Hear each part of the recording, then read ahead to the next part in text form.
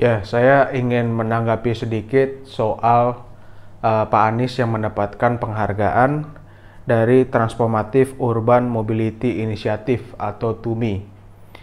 Beliau mendapatkan penghargaan dari 21 tokoh ya, di antaranya Pak Anies, dan ada juga tokoh yang juga sangat terkenal yaitu Elon Musk. Nah, saya ingin memberikan sedikit pendapat mengenai Pak Anies yang mendapatkan penghargaan ini. Nah, menurut saya kalau kita menilai transportasi yang ada di Jakarta, kita harus melihat ini secara menyeluruh.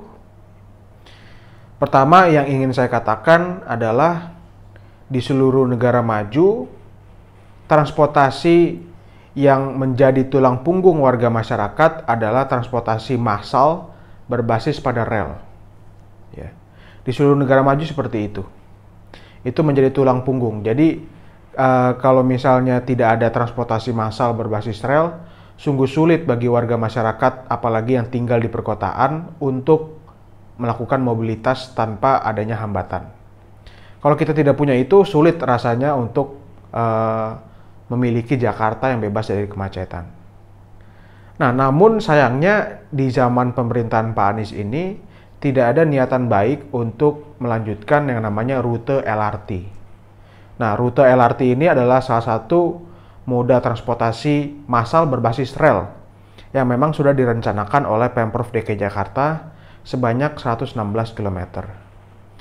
Nah, di zaman pemerintahan gubernur sebelumnya sudah ada nih pembangunan LRT berbasis rel ini sebagai penyangga dari transportasi massal kita selain dari MRT.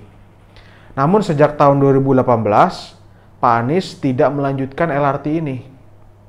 Ya, padahal LRT ini sudah memiliki dasar hukum yang cukup jelas.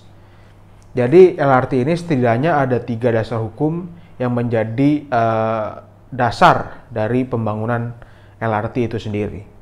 Pertama adalah Perpres 109 tahun 2020 tentang percepatan pelaksanaan proyek strategis nasional. Kedua, Perpres 58 tahun 2018 tentang rencana induk transportasi Jabodetabek. Dan yang ketiga, Perda 1 tahun 2018 tentang RPJMD DKI Jakarta. Jadi sudah ada nih dasar hukum yang cukup jelas terkait dengan LRT ini. Tetapi tidak ada pembangunan yang cukup signifikan, bahkan tidak ada sama sekali, bahkan kita bisa bilang mandek sejak tahun 2018 soal LRT ini. Jadi penghargaan yang didapatkan oleh Pak Anies tidak ada maknanya kalau misalnya Pak Anies tidak ada niatan untuk membangun transportasi massal berbasis pada rel. Ya. Lucunya ini kan penghargaan ini keluar setelah ada pernyataan dari Pak Anies yang mengatakan jam 2 pagi Jakarta tidak macet. Nah, waktu itu saya membuat suatu video juga yang membahas soal kemacetan. Di sana saya menjelaskan bahwa pada intinya kemacetan itu adalah dampak dari rute jalan yang lebih sedikit daripada transportasi pribadi. Jadi transportasi pribadi ini kan yang menyebabkan kemacetan massal, di mana 1 orang atau 2 orang ya menggunakan transportasi pribadi yang memakan ruang jalan terlalu banyak, sehingga solusi satu-satunya adalah transportasi umum. Nah, Jakarta sendiri memiliki berbagai macam transportasi umum. Misalnya yang paling terkenal busway yang sering kita gunakan sehari-hari. Lalu ada juga sudah diresmikan dan sedang dilakukan pembangunan juga adalah pembangunan MRT.